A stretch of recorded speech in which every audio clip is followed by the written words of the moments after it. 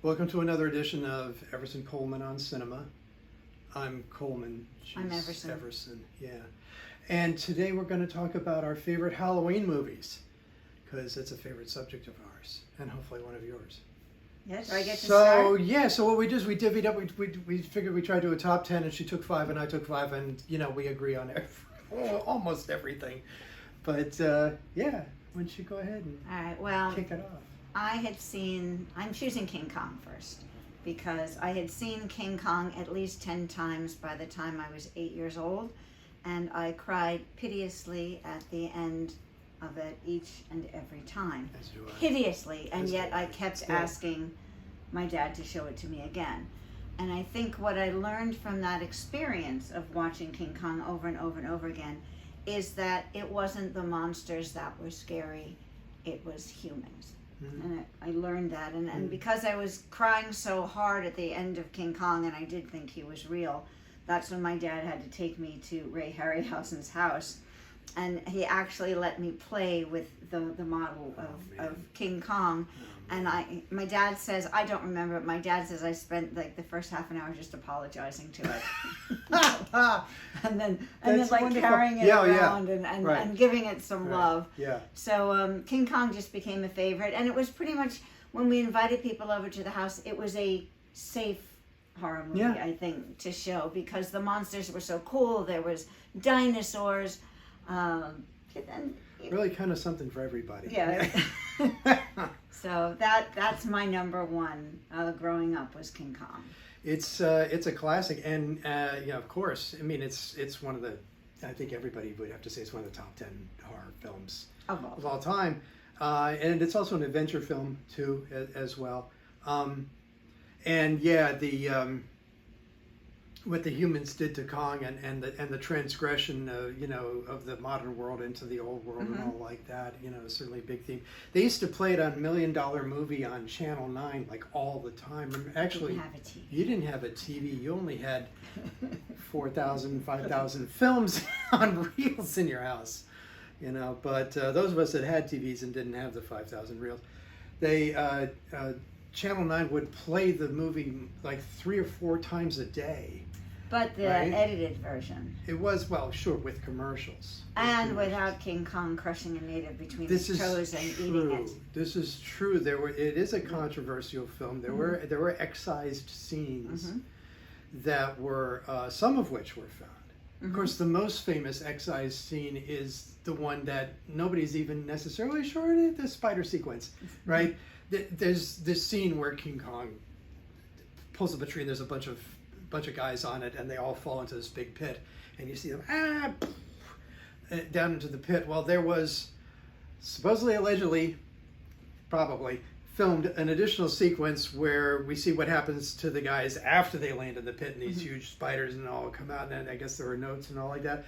Well, Peter Jackson recreated that scene, right, and it's on as an extra on the DVD of King Kong, and it's just, I mean, it's such a monster kid version of his version of King Kong anyway, but that's the closest I guess you can get to seeing what the actual spider sequence might have been like. The thing is, there was one still in Famous Monsters, right? There's one still, this crab-like creature down in the ravine, and that's all anybody had to go on for years and years.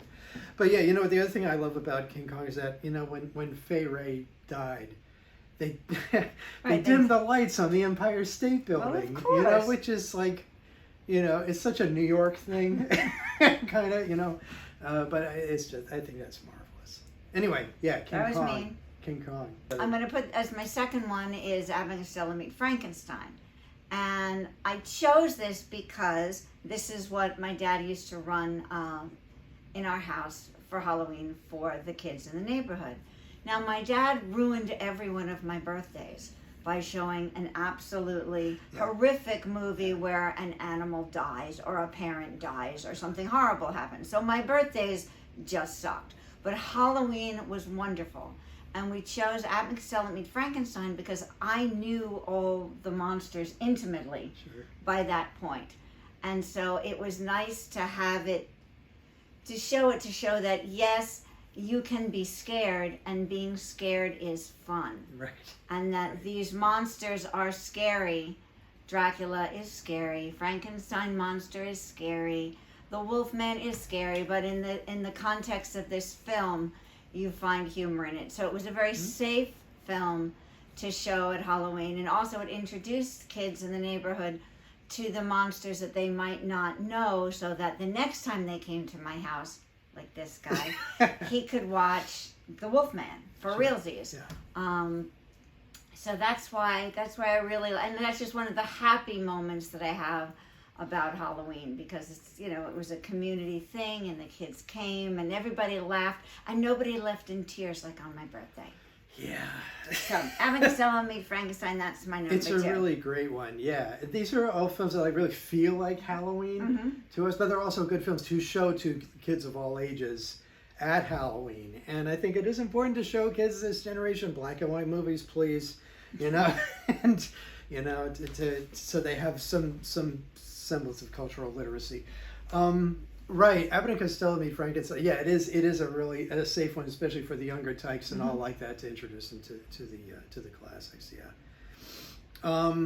Let's see, what's next? Next on my list, it's very, very personal, and it's The Innocents. Oh yeah. And it is a ghost story of sorts.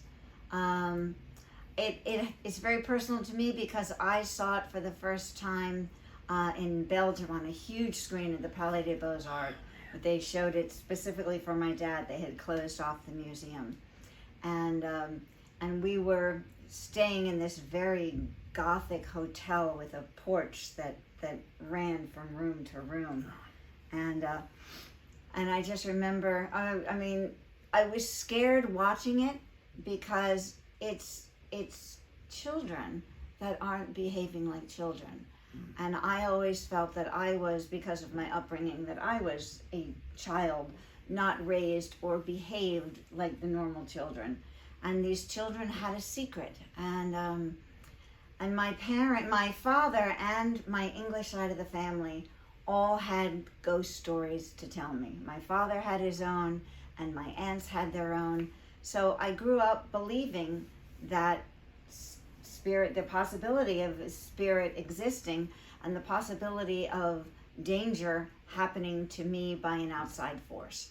So that film was really, really frightening to me. Also because after I saw the movie, I was in my hotel room reading a book, and my father came along the outside of the window on the porch. And there's a scene. It's not Alan Bates, is it? It's no, what's his name? It's Peter Wingard. Peter Wingard, right? And my father stood at the porch with his hands, and I didn't notice it, right? But his hands like this, and his face pressed against it, just like one of the shots in the window when we see Peter Wingard staring into the window, completely possessed. And my father stood there like that, and I saw him, and of course it scared the bejesus out of me. I couldn't sleep, and my father found that absolutely hysterical.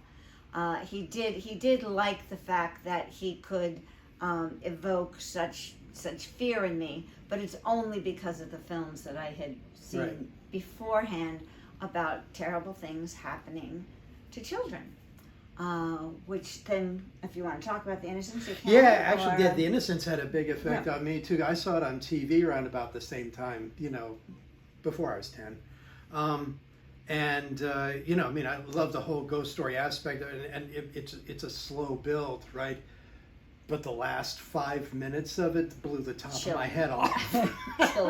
And I kind of had to sit there for a while and just kind of absorb it. You know, there's that. And then when you watch it as an adult. Yeah. As you watch it as an adult and you watch Deborah Carr and you're wondering, is she really seeing these things, or is she just out of her mind? Is she just slowly losing her mind? So you do see it a different perspective as a child and as an adult. It's got there's two layers of the plot that you could watch it this way or you could watch it this way as being just a straight up ghost story, or a picture of this woman falling apart. You know, and the damage that she does, you know, in as a result. And either way is absolutely chilling, and either way is absolutely fantastic. And I mean, you know, the screenplay is co-written by Truman Capote. Right, so there's that. So you know, It is really, really well done. Deborah Carr and Michael Redgrave makes a brief appearance, and Peter Wingard. And that scene that you're talking about with Peter Wingard is, in my mind, just one of the most absolutely masterful shots, just from a technical point of view. It's absolutely blood-curdling. The face of Peter Wingard is at the window, staring in, and it's all in black and white. And you see the reflection of the light in the pupils of his eyes. And he slowly backs away from the window into the darkness as he slowly fades away into the darkness. And the very last thing you see is the reflection of the light in the pupils of his eyes as they slowly fade into the darkness. Absolutely masterful. Yep. Absolutely masterful shot. Great film. Yeah, highly recommended. My dad used to say that he didn't like anything produced after 1959 except me, but that film's an exception. Yeah, that's a great one. Based on The Turn of the Screw by Henry James. Yeah. Yep. Been remade. Multiple times, all inferior. No matter how hard they try, because come on. Anyway, what else we got? Okay, so for me, and I know it's a controversial film, but I saw The Exorcist the first week that it was released, when supposedly, but we don't know if it was a hoax or a publicity stunt, supposedly for every 10th frame they put in this frame of this demon or this thing, so that later on in the film, when we see this flash of the demon, we're terrified and we don't really know why. It's a scene where Jason Miller's walking up the steps and he sees his mother, and then all of a sudden there's a flash, and it's just, you're just terrified. It still terrifies me. But what really terrified me about the movie is that, as I said, I believed in the possibility of these things happening, and I was the same age as Linda Blair, as the character, and being that age, you do feel that there are demons inside you. I always felt like, there was something in me that I couldn't control. I said things that I didn't mean.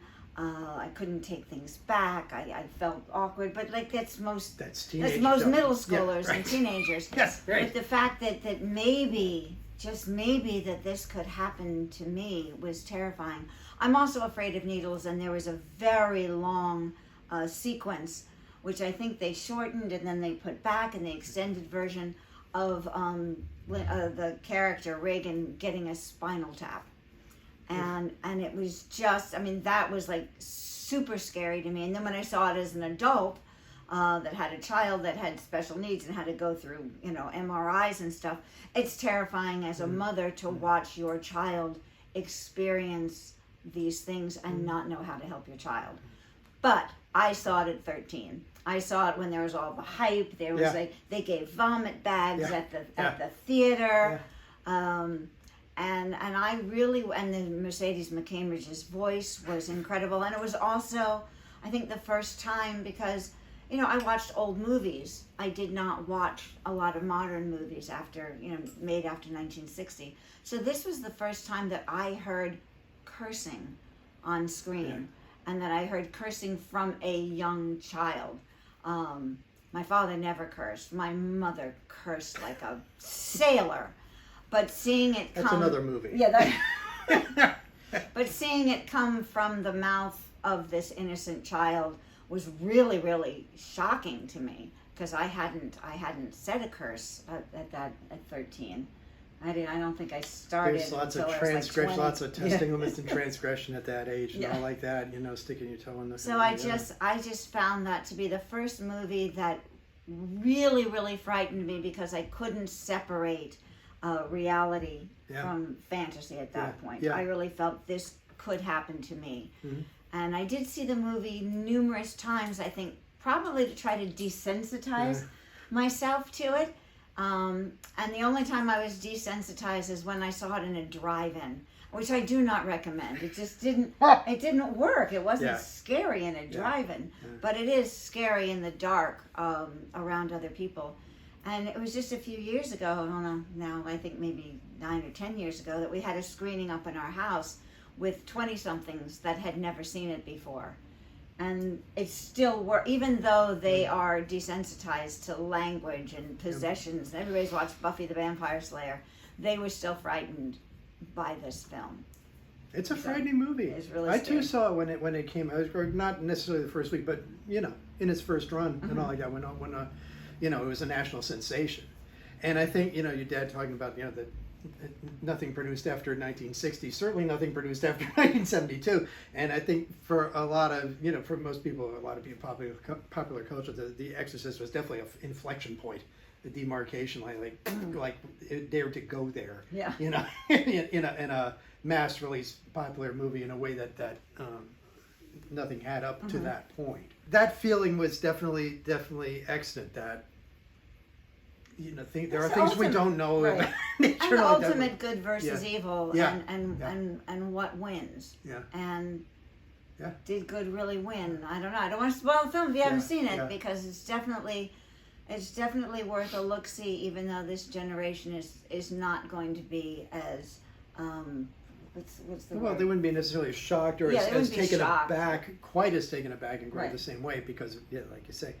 And there've been so many parodies of it. And Well, yes, so many, and that also speaks to the larger thing that it's a good idea to watch these movies anyway, just so you know what they are. Right. It's to be a culturally literate person. All right. Anyway, let's. All right, so move on I'll to our move on next- to my last one, which my dad wasn't around for because he passed in 1996. But I really think that he would have approved of this film, and it's Let the Right One In. It's Swedish with subtitles, but very few actually. It's not that many subtitles. Coming of age film, and it's a vampire movie. It's like the anti-Twilight movie, which is why I liked it so much. And again, it is about a child that two children actually, that are outcasts and that they're looking for friends. There's a little boy that's bullied in school, and he meets up with this young 12-year-old girl that has some peculiar relationship with the guardian. You don't know if it's her grandfather, you don't really know what the story is. She happens to be a 12-year-old vampire. And it's not really a love story, but it is really a coming of age, and it's a friendship story. But the Swedish version, there's an American version too, but it's not as creepy as the Swedish version. I just think that this girl, the star of the show, she really manifests this creepiness, but in a lovable, like you root for her. Yeah. You right. really do Yeah, root yeah. for her, even though she is a blood-sucking vampire. Yes. She kills people. And yeah. And it's not romanticized like Twilight. It is romanticized in the way in a platonic friendship way. But still, But- it is a love story in that way. vein, But in that vein. Yeah. It's beautifully Yeah. shot. Yeah. It didn't have the budget that the American version has, so there are some things that are a little awkward. I could never show it to my daughter because there's a death of a cat in it in both versions. But I love the simplicity of this film. I love the way it was shot. I'd love to see it again, actually. The American version was pretty much a shot-by-shot remake. It at was which really point, close. just watch this. Yeah. You know. But the kid isn't as deep. I don't Yeah. think the relationships are as deep because they had all this money behind it to make it spectacular. Yeah. And the Swedish version is It's simple. it's very It's very intelligent. moving, and Yeah. we also saw a version of it at St. Anne's Warehouse, a play of it that was also devastating. So and the book is fantastic. I went out and bought the book afterwards, and it's one of those things that it works as a film, it works as a book, it works as a play, and it's a really moving story. So that is my last choice. And kind of a new spin on the vampire Yeah. myth in a way, and perhaps a new vampire myth for the next generation and all like that. Like you say, sort of like the anti-Twilight. Twilight was a huge mass market thing, but this is a more intelligently written, and I think maybe takes the intelligence of its audience a little bit more seriously. Perhaps I don't know if I can really say that, but it's not your average vampire story either. It really isn't. And actually, it took a while after it was over to really reflect on it and kind of go, oh,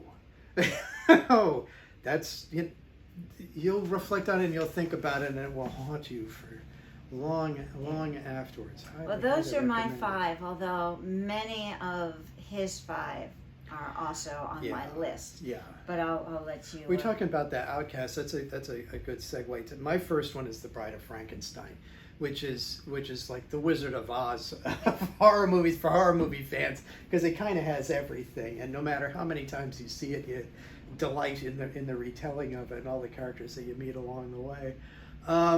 But yeah, the Outcast. I was thinking about this.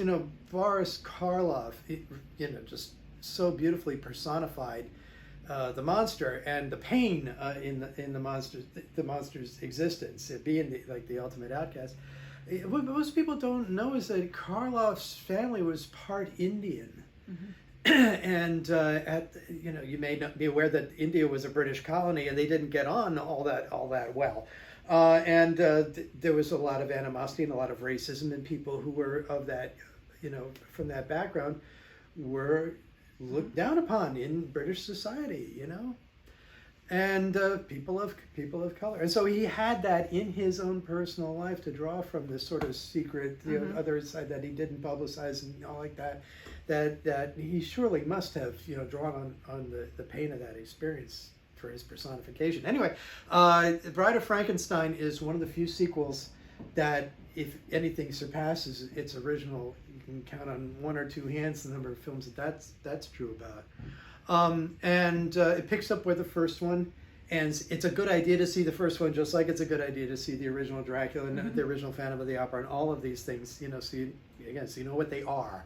But even though it picks up right from the end of the previous film, you really don't miss all that much. You really kind of pulled right into the action right from the get-go.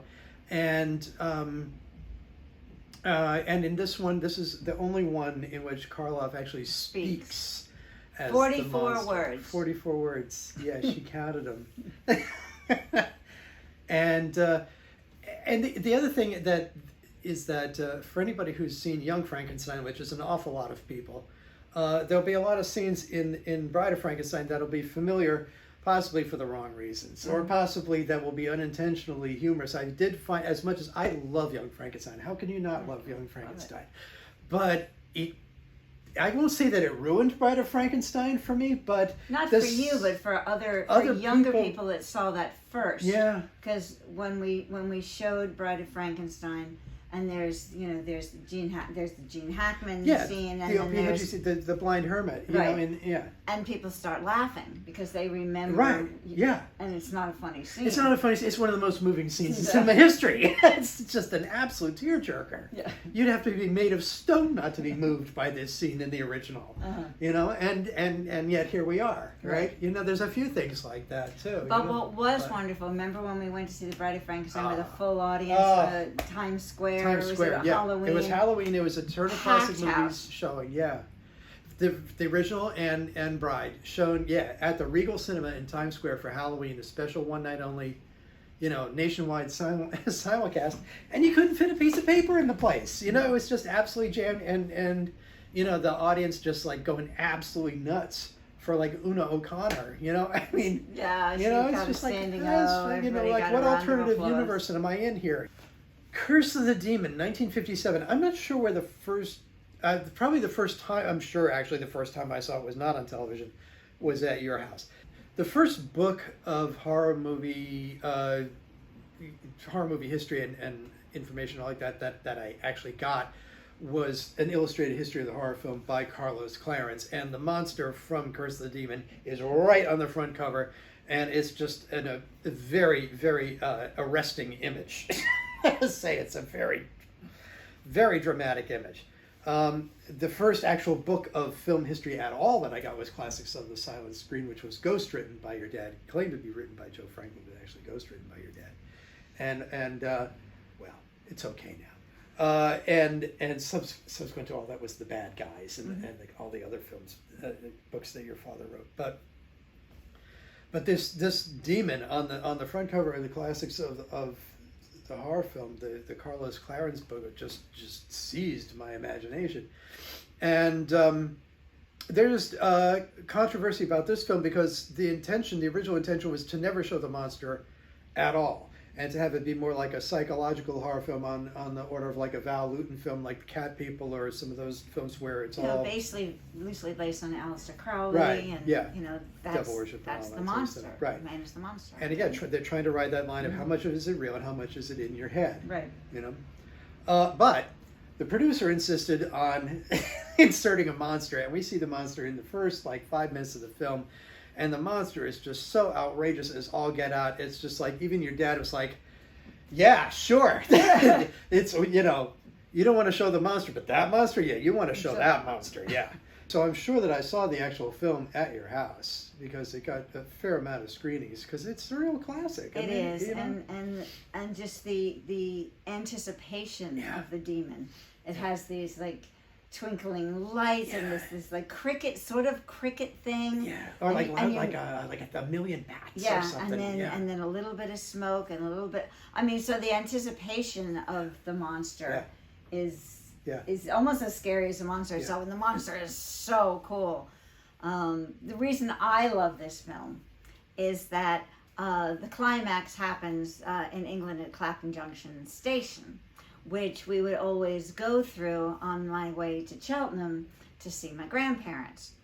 And, I read a lot of English comics, and I was always, so anytime we were on the train, my dad would try to slip me a piece of parchment in honor of Curse of the Demon, because Dana Andrews was given in the library this parchment that told him how many days he had to live, and then it all. Yeah, that's the framing device in the film, that there's this devil worshiper and he's putting curses on people, and he tells them you've got 5 days to live, and they don't believe him, and then the demon shows up and kills them. And the way it's facilitated is through this parchment that has these runes written on it, right? And whoever's in possession of the parchment at the anointed hour, they're going to get it. So if he can somehow hand it back, right. That's the frame. That's the frame. So. Yep. So my father would always say, "Oh, I had this extra comic for you," and I'd be, "No, don't give it to me." So, but yes, we watched that film a lot. I'd have to say. I'd have to say I've seen it at least 20, 25 times. Easy. Well, we've probably seen it 10 times together now, since, But, all right, so the next one on my list is Return of Dracula with Francis Lederer from 1958. This is not the usual kind of vampire film, and not all that well known necessarily, but kind of ought to be, because it's sort of like a vampire version of Alfred Hitchcock's Shadow of a Doubt. It takes place in contemporary America, in California, with a modern day family, and their uncle is coming to visit from Europe. Unbeknownst to them, their uncle has been knocked off by Dracula at, back boarded the train and assumed his identity and came to America to look for fresh meat, and settles in with this family, and he's a little eccentric, but they're all very glad to see him. But soon there seem to be murders start popping up in the town, and all kinds of suspicious stuff, and it's great. It has all the great elements of a great horror film, a really great villain, and innocent victims who don't know they're in peril, and but you do also feel a bit sorry for Dracula, I would say, and a spectacular death scene. It's very important, I have to see this one again. Yeah. I don't have much to add to it. I only have the vaguest. Yeah, we've only seen it once, but it's off the beaten path. It's available at all the usual outlets and all like that. The Return of Dracula with Francis Lederer deserves to be considered as part of the Dracula canon, because it is offbeat and all like that. But well done, well done film. You say so. Yeah. I think the next film that I should mention is Horror Hotel, better known in the UK as City of the Dead, which is a better title. Actually, Horror Hotel is like the Americanized drive-in movie title. It gets to come in. But this movie actually makes a great double bill with Curse of the Demon. It too is about devil worship and all like that. It's a British film. It takes place in Whitewood, Massachusetts, which doesn't actually exist. But I think they spent probably 2/3 of the budget on fog machines. The fog in this film is the thickest pea soup fog I think ever been put on film, and it just totally works. It's Christopher Lee and and Well, he starts off as a professor. he starts off as a professor, yeah. But he's getting recruits through his day job as a professor to send young nubiles up to Whitewood, Massachusetts, to become fresh meat for devil worshipping purposes. Now, the main instigator and the main ringleader behind all this is Patricia Jessel, who's a great actress. And this was really kind of the role of her career, even though it was really kind of a B film and all like that. And she is Elizabeth Selwyn, the witch who's burned at the stake in the 1500s in the opening sequence, which is marvelously done. And all the townspeople, I think every one of the townspeople looks like a gargoyle. And it's just got massive atmosphere. The casting is terrific. And it's just a great little chiller. It was released in 1960, and there's a number of parallels to Psycho, actually, but they are all completely accidental. They were both developed at the same time, both released at around the same time, and there are certain plot parallels and all like that people recognized after the fact. But if you go back and you look at the chronology, it couldn't have been. It has to be just pure funny coincidence. All right. The last one was Eyes Without Face. I was going to talk about Eyes. My last film, I was going, what really feels like Halloween, and I was going back and forth between Eyes Without a Face and The Crawling Eye, both of which are very different movies and both very much worthwhile. I'll probably end up watching The Crawling Eye with my nephews this Halloween. But Eyes Without a Face is an art film, a French film, probably the only horror film about surgical experimentation gone wrong, featuring gowns by Givenchy. And very French, and it's just this icy black and white film. Makes a good double bill with Diabolique, I think. It's about a scientist, a doctor, who, through his recklessness, is responsible for his daughter's disfigurement in a car accident. And so he and his accomplice are kidnapping young girls, and he's trying to do face transplant surgery on her. And the whole atmosphere of she's sort of kept under wraps, and she's floating around this mansion wearing this speechless mask and all.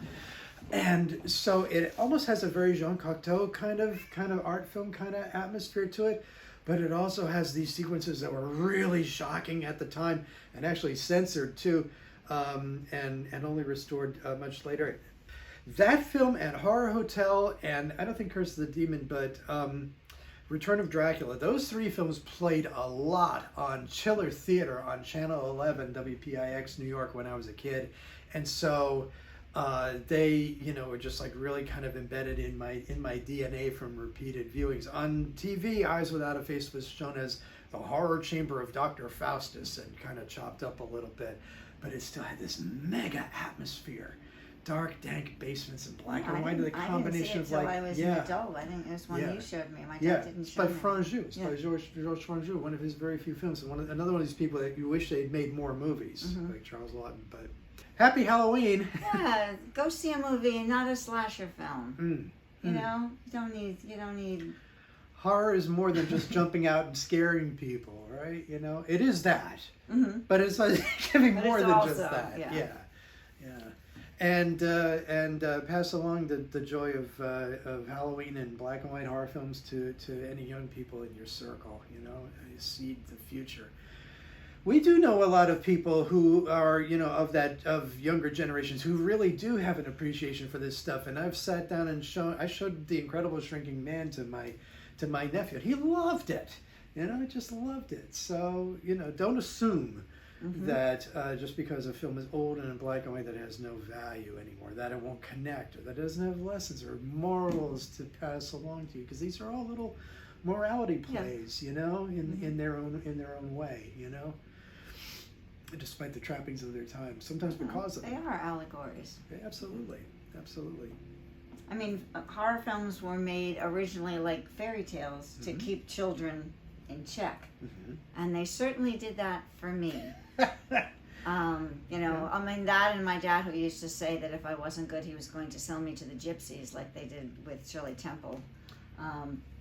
But that and And the fact that I did really feel that monsters existed, and it did make me quite obedient, sadly to say. Well, for a while. For a while, you know, I anyway. mean, For you a know. while, anyway. Yeah, there's that, and also the notion of being able to partake of these things in a safe environment. Right. Right? The safe environment of the movie is like the roller coaster. Like a roller ride, coaster, right? exactly. You know, you get the stimulation, you know, and all like And the that, fear, but in a it's way safe. that, yeah. Which is good because, you know, those fight or flight mechanisms have to get exercised so that when, you know, you get called upon in real life, you know what to do for real. Possibly. Run! Anyway. All right, well, I appreciate you watching. Thanks again for, And, yeah. See you next time on movie. Everson See you next Coleman. time. There you go. Yeah, all right. All right. Ciao. Bye. Bye. Thanks, Mwah. sweetie.